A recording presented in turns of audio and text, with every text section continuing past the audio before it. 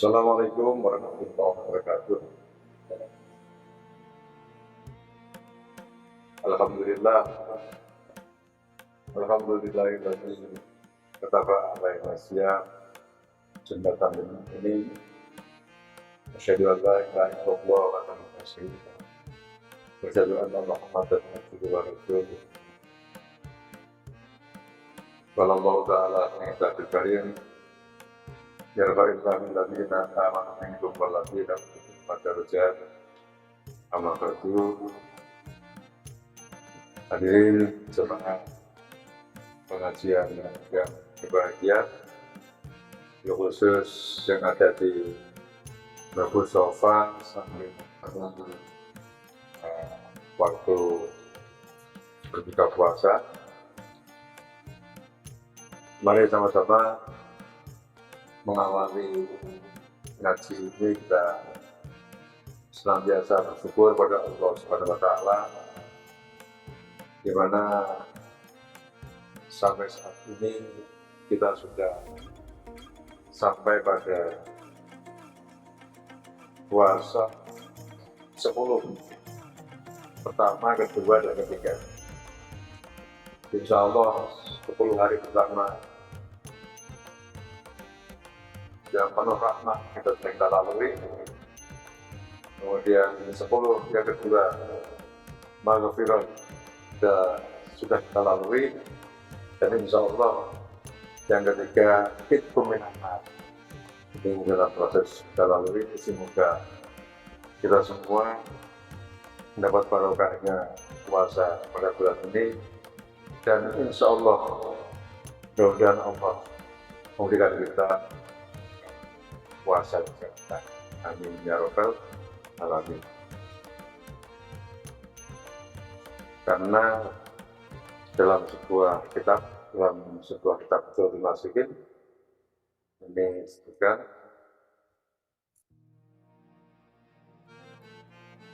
lau ta'lam ummati,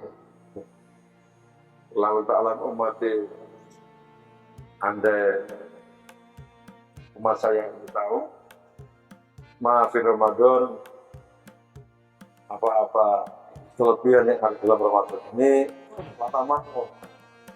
maka pasti umatku ini akan berharap antakuna sana, yaitu setahun ini adalah kullaha, semuanya Ramadan, menjadi bulan Ramadan. Jadi andai kata umat kita umat Islam ini tahu khasiat hebatnya, betapa mulianya bulan Ramadan, maka tentu tidak ada pikiran yang bar dan Ramadan. Justru kok malah pikirannya ditinggal Ramadan, karena mereka ini masih menganggap bahwa Ramadan itu beban. Padahal Ramadan ini kalau kita baca hadis, baca kita, ini pasti kita akan menyesal dan kita akan nangis di bulan Ramadan itu. Mengapa? Li'anal hasanata, karena sesungguhnya kebaikan fihi dalam itu mujtama'atun, dan ta'atu maqbulatun, diterima. Kemudian berjawatu mustajabatun, semua doa-doa kita ini diijabahi ketika kita betul-betul ini berdoa sehingga Allah Subhanahu wa Ta'ala.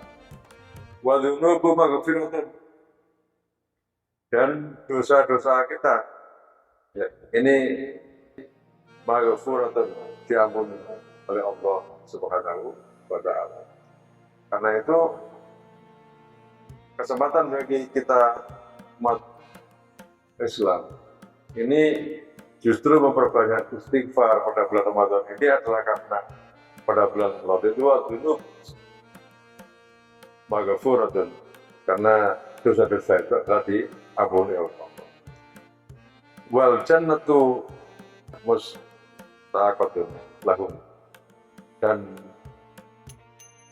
surga ini justru surga itu yang mengharapkan kehadiran kita. Kalau kita ini bisa melakukan puasa dengan benar. Nah, kemudian wal jannatu mustaqatun ila ba'in nafarin. Jadi surga itu merindukan aparat ila ba'in nafarin, ini marang empat golongan. Yang pertama adalah talil Quran, yaitu orang-orang yang suka baca Al-Quran. Karena itu yang sudah terjadi tradisi di kita pada bulan Ramadan ini adalah tadarus. Tadarus yang berbeda antara bulan Ramadan dengan bulan Ramadan. Sudah mulai pagi sudah tadarus lewat speaker, kemudian siang pun juga masih terdengarkan tadarus. Kemudian juga pada waktu malam pun ini banyak yang tidak tidur karena maksimalkan kesempatan ini untuk ta'lim Quran, yaitu membaca Al-Quran. Ya tentu Bapak Ibu jamaah, membaca Al-Quran ini kita usahakan membaca Al-Quran yang detail, hanya baca dengan dinikmati, tidak usah tergesa-gesa sehingga sampai pada ada hurufnya yang tertinggal karena saking mengejar ingin khatam Al-Quran. Nah ini ya kita seharusnya ya khatam Al-Quran dalam bulan puasa, namun tanpa harus meninggalkan baca yang takdir, baca yang belahan, yang jelas makrotnya, tajwidnya. Nah, ini yang kita harapkan. Kemudian yang kedua, yang mustaqatul ila al-qa'idin nafar tadi, yang kedua adalah wahafidul lisan. Nah, ini yaitu orang-orang yang senantiasa ini menjaga lisannya, ya. Menjaga lisannya. Menjaga lisan dari apa? Ya semua menjaga lisan yang bisa mengakibatkan salah fungsinya lisan. Yang pertama, kalau kita dalam komunitas adat Tuhan itu ghibah, yaitu ngerasani sama orang yang ngerasani itu bisa membuat orang lain yang dirasani ini jadi dongkol, beliau. Ini tidak kita sadari. Orang itu biasanya kalau sudah bicara dengan lawan, bicara dengan teman, ya ini lebih dari 40 kata saja, ya ini sudah nyenggol kepada orang lain, nyinggung kepada orang lain tanpa rasa. Yang semula kita sendiri ini tidak ingin, tapi tiba-tiba masuk wilayah nyinggung rasa ini yang membuat orang lain tidak suka. Dan ini hafidhul lisan ini penting supaya dijaga, supaya kita tidak menyakiti. Toh juga tidak ada gunanya. Tidak ada gunanya rasani pada orang lain. Dan juga termasuk omongan-omongan yang tidak perlu, omongan yang kotor, saat kepada lain. Ya. Ini yang harus dijaga tentang. Sekarang mungkin eranya beda. Ya. Dulu kan orang masih lisannya. Sekarang mungkin ganti tangannya. Kalau sekarang ini HP, teknologi, tulisan, sehingga apa yang ada dalam rencana ini terjelma dalam tulisan WA kesana kemari, ya.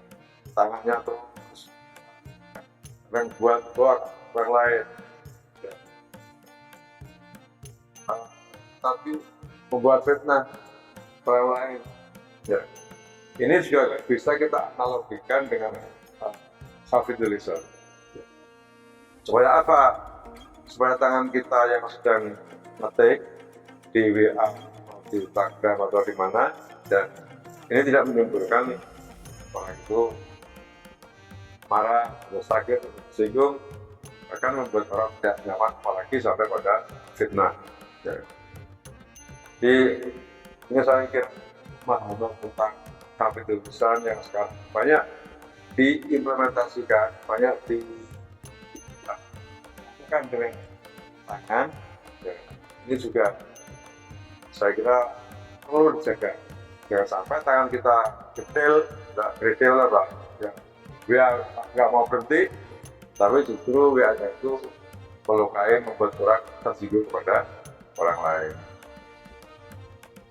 Kemudian yang ketiga, bangun imul ji'an, yaitu orang yang suka memberikan makanan kepada orang yang lapar, ya, orang yang lapar. Ini saya kira memberikan makanan orang yang lapar ini tidak hanya terbatas pada bulan puasa. Di mana saat kita tahu anak-anak atau orang tua atau orang yang jaga berdaya ini lagi keadaan lapar, ya, kemudian kita yang memberikan makanan kepada mereka, mut'imul ji'an, ini adalah masuk mustaqabul jannah, orang yang dirindukan kehadirannya mereka di dalam surga. Ya. Kemudian yang keempat, wasoimina fi syahrir Ramadan, yaitu orang-orang yang senantiasa berpuasa pada bulan Ramadan. Hadirin jamaah pengajian menjelang berbuka yang berbahagia di Sofa, ya. Sehingga kalau kita renungkan, sebenarnya semua sudah kita lakukan, baik mulai dari ta'lim Quran, membaca Al-Quran dengan tartil, dengan ikhlas, tidak karena orang lain, tidak karena biar dipuji orang lain, kemudian hafidul lisan, menjaga lisannya, termasuk kalau WA sekarang boleh tidak menyakiti orang lain. Kemudian mut'imul ji'an, memberikan makanan, masuk takjil, dan kalau enggak di bulan puasa ya termasuk kita merawat dan memberikan santunan kepada anak fakir, miskin, anak yatim, orang tua, entah wasoimina fi syahri Ramadan, dan orang-orang yang puasa pada bulan Ramadan. Ini adalah orang-orang yang kehadirannya itu dirindukan oleh surga. Nah, tentu di surga itu ya besok setelah kita meninggal. Ini saya kira juga penting untuk kita persiapkan supaya kita ini masuk pada orang-orang yang beruntung. Hadirin jamaah pengajian untuk buka puasa di Masjid Sofa. Nah, kemudian puasanya bagaimana? Nah, ya, wasoimina fi Ramadan. Nah, ini dalam kitab Suratul Nasikin ini, ya, yuqalu shaumu salasu darajatin. Puasa ya, yuqalu muqaddar, Bahkan asomu tawi koso salasu darajatin itu ada 3 tingkatan. Ya. Ini menurut kitab Siratul Mustaqim. Yang pertama saumul awam. Saumul awam. Kemudian asani yang kedua saumul khawas. Saumul khawas. Yang ketiga adalah saumul khawasul khawas. Jadi puasamu nanti ada maksud saumul khawas wa saumul khawasul khawas. Nah, amal saumul awam ya, ini puasa yang disebut puasa awam ya. Maka fal qadmu wal farju an qada isyahwati. Maka pemahamannya adalah berhentinya perut ya, kemudian kebutuhan biologis dari keinginan syahwat. Jadi ini pemahaman puasa secara awam. Jadi mungkin harus gak mangan, gak ngombe, gak melakukan hubungan suami istri, ya itu sudah dikategorikan yaitu puasa. Makanya itu ada puasa saum awam, puasa orang awam. Nah kemudian yang kedua saumul khawas, ya, bahwa saumul sholihin, yaitu puasanya orang-orang soleh. Ini kalau tingkatan itu sudah tingkatan tinggi, sudah tingkatan agak tinggi. Bahwa kaful jawa nil asam, yaitu berhentinya anggota badan. Ya. Anggota badan itu ya jawari itu ya masuk tangan, ya, mata, telinga. Ya. Ini anil fahmi dari dosa. Ya. Fala yutimu dzalika illa bimudawati famsat. Ya. Dan itu akan diikuti 5 perkara. Yang pertama al-aswa wazul basari anquli mayatun musara. Yang pertama ini mengendalikan mata. Kita kendalikan mata kita angkul 5 yadun musara'an, yaitu yang dilarang oleh agama. Mata kita ini untuk ngaji ya. Sehingga jangan digunakan untuk melihat yang lain, cangkruk, kemudian melihat yang nggak benar. Yang nggak benar itu apa ya? Itu ya banyak yang dilarang oleh agama. Sehingga mayadul musar ini yang dilarang oleh agama. Apalagi misalnya zaman dulu ya bisa masih banyak orang mati di sungai ya, kemudian menggunakan matanya untuk bintang mau mandi ini, atau menggunakan dengan maksiat-maksiat yang lain. Kemudian pesan nih yang kedua, hifdzul lisani anil ghibah wal kadhibah wan namimah. Jadi menjaga lisan kita dari apa? Dari ghibah. Tadi yang sudah saya sebut tadi, sani ini besar. Sama dengan kalau itu ada yang mau makan daging semuanya. Wal kadhib dan bohong. Jadi lisan kita ini jangan dibuat bohong. Bohong siapa saja ini tidak boleh. Wan namimah dan adu-adu. Wan namimah dan adu-adu. Sehingga jangan sampai lisan kita omongan ini bawa sana, omongan sana bawa sini, diadu-adu sehingga muncul fitnah. Ya, muncul fitnah. Ya, omongannya itu cenderung menghasut supaya orang lain ini bisa bertengkar. Nah, ini adalah fitnah. Ya, Ruwaya atas Nabi Sallallahu Alaihi Wasallam bahwa kaum satu ahya terakhir itu ya. Jadi antuk tilas ya tahu akan dikira mana buat jadi ya pernah dulu bisa buat. Jadi puasa itu dalam hadis ini ya, ini bisa fatal ya. Karena bohong, kemudian adu dan termasuk melihat lawan jenis dengan sahabat.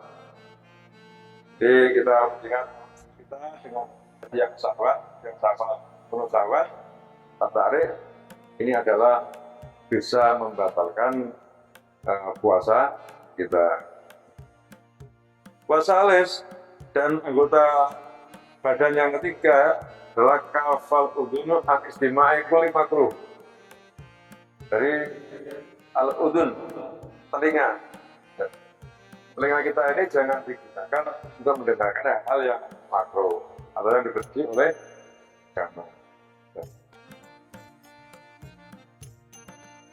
Kemudian Arabi yang keempat, anggota keempat, Jamil adoi an puri makan. Ya, semua anggota badan kita yang dari seluruhnya yang dibenci oleh agama. Maka fal batnu, maka cukup berhenti makan anis syahwati fi waktu iftar, di dalam waktu berpuasa.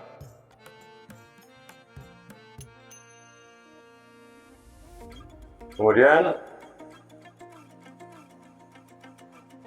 al-khamis dan yang kelima, Allah yastaksira minal halali waktu iftar.